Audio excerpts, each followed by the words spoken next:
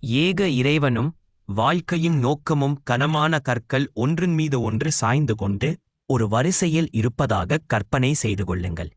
ஒவ்வொரு கல்லும் தனக்கு பின்னால் உள்ள கல்லின் மீது சாய்ந்திருந்து அந்த கல்லும் மற்றொன்றின் மீது சாய்ந்திருந்தால் எல்லா கற்களும் கீழே விழுந்துவிடும். அவை அனைத்தும் நிலைத்து நிற்க வேண்டுமானால் வரிசையின் இறுதியில் எதன் மீதும் சாயாத ஒன்று இருக்க வேண்டும். அதாவது அனைத்தையும் தாங்கிப் பிடிக்கும் அளவுக்கு சக்தி வாய்ந்த, எதையும் சாராமல் தானாகவே நிலைத்து நிற்கும் ஒன்று இருக்க வேண்டும். இந்த பிரபஞ்சத்தில் உள்ள அனைத்தும் அந்த கற்களைப் போன்றவைதான். ஒவ்வொரு கல்லும் நிரப்பதற்கு பல விஷயங்களைப் போலவே இந்த பிரபஞ்சத்தில் உள்ள அனைத்தும் ஒன்று இருக்க வேண்டும். நீங்கள் காற்று, நீர் மற்றும் உணவை சார்ந்திருக்கிறீர்கள். உணவு பூமி, மழை மற்றும் சூரியனை சார்ந்திருக்கிறது. சூரியன் பௌதிக விதிகளை சார்ந்திருக்கிறது. எங்கு பார்த்தாலும் ஒரு பொருள் பலவற்றைச் சார்ந்திருப்பதை நீங்கள் காணலாம். அறிவியல் இந்த தொடர்புகளை மிக நன்றாக விவரிக்கிறது. ஒரு பொருள் மற்றொன்றை எப்படி சார்ந்திருப்பது என்பதை அது கூறுகிறது. ஆனால் அந்த முழு கற்களின் வரிசையும் முதலாவதாக ஏன் நிற்கிறது என்பதை அது விளக்குவதில்லை. அனைத்தையும் தாங்கிப் பிடிக்கும் அளவுக்கு சக்தி வாய்ந்தது எது என்ற கேள்விக்கு அது பதிலளிக்கவில்லை. அதை புரிந்து கொள்ள நாம் சார்ந்திருக்கும் பொருட்களின் சங்கிலித் தொடருக்கு அப்பால் பார்க்க வேண்டும். எல்லாவற்றையும் தாங்கிப் பிடிக்கும், ஆனால் எதன் மீதும் சாயாத மற்றும் எதையும் சாராத ஒரு இறைவன் இருக்க வேண்டும். எல்லா பொருட்களையும் தாங்கிப் பிடிக்கும், ஆனால் வேறு எதனாலும் தாங்கப்படாத அந்த இறைவனையே நாம் எல்லாம் வல்ல இறைவன் என்று அழைக்கிறோம்.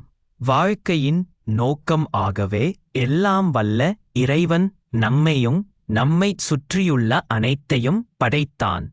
காற்று மேகங்களை நகர்த்துகிறது. மேகங்களிலிருந்து வரும் மழை தாவரங்களை வளரச் செய்கிறது. தாவரங்களும் விலங்குகளும் மனிதர்களுக்கு உணவை வழங்குகின்றன.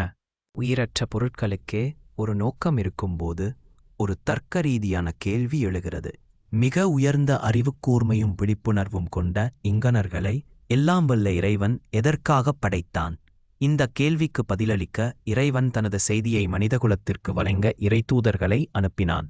ஆதம், நூ, இப்ராஹீம், மூசா, தாவூத், சுலைமான், ஈசா மற்றும் யஹ்யா போன்ற இறைத்தூதர்கள் முதல் இறுதித் தூதரான நபிகள் நாயகம் முஹம்மது அவர்கள் அனைவர் மீதும் சாந்தி உண்டாகட்டும் அவர்கள் வரை ஒவ்வொரு இறைத்தூதரும் ஒரே தெளிவான செய்தியை கொண்டு வந்தனர். மனிதர்கள் தன்னை வணங்குவதற்கும் தனக்கு கீழ்ப்படிவதற்கும் இறைவன் அவர்களை படைத்தான். மேலும் இந்த உலக வாழ்க்கை என்பது இறைவனுக்கு நாம் காட்டும் கீழ்ப்படிதலுக்கான ஒரு தொடர்ச்சியான சோதனையாகும். நம்முடைய ஒவ்வொரு செயலும், சொல்லும், சிந்தனையும், நோக்கமும் வானவர்களால் பதிவு செய்யப்படுகின்றன. அப்போது முடிவுகள் வெளிப்படுத்தப்படும். எல்லாம் வல்ல இறைவனிடம் நம்பிக்கை வைத்து நற்செயல்களை செய்தவர்கள் சொர்க்கத்தில் பரலகனி நிரந்தர தண்டனையை அனுபவிப்பார்கள். உண்மையை நாம் எப்படி அறிவது?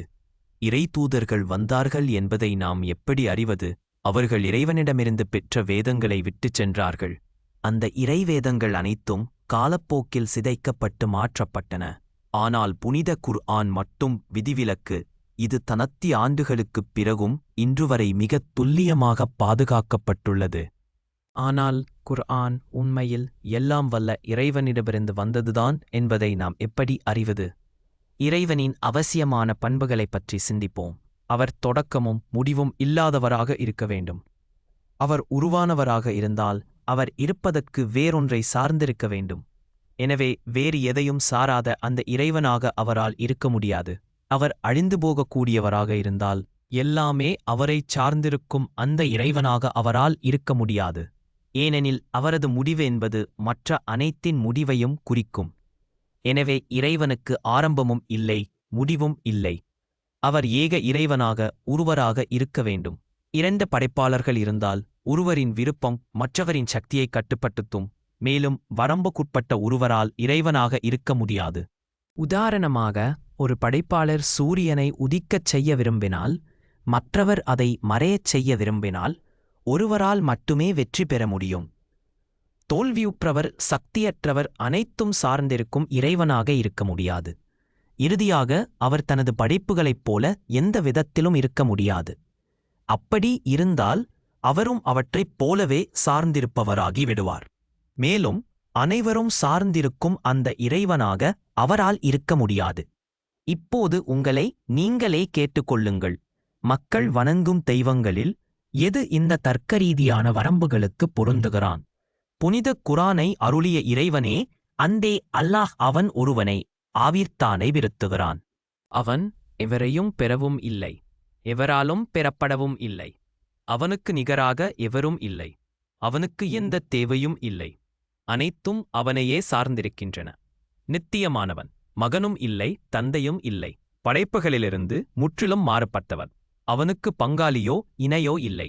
இறைவன் எப்படி இருக்க வேண்டுமென்று தர்க்கம் கோருகிறதோ அப்படியே குர்ஆன் இறைவனை விவரிக்கிறது. இது தற்செயலானது அல்ல. புனித குர்ஆன் உண்மையிலில் பிரபஞ்சத்தை படைத்த எல்லாம் வல்ல அல்லாஹவால் அனுப்பப்பட்ட வேதம் என்பதற்கு இதுவே அத்தாட்சியாகும். ஓர் அழைப்பு. எனவே நாம் உங்களை இஸ்லாம் மார்க்கத்திற்கு அழைக்கிறோம். வானங்களையும் பூமியையும் மற்றும் உள்ள அனைத்தையும் படைத்த உண்மையான இறைவனை வணங்குவதற்கு அழைக்கிறோம். இஸ்லாத்தில் இணைய பின்வரும் வாக்கியத்தை முழு மனதுடன் கூறுங்கள். வணக்கத்திற்குரிய இறைவன் அல்லாஹ்வைத் தவிர வேறு யாரும் இல்லை என்று நான் சாட்சி கூறுகிறேன். மேலும் முஹம்மது அவர்கள் அல்லாஹ்வின் தூதர் என்றும் நான் சாட்சி கூறுகிறேன்.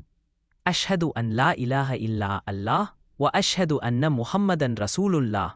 நாங்கள் கூறுவது தவறாக இருந்தால் நீங்கள் இழப்பது 3 நிமிடங்கள் மட்டுமே.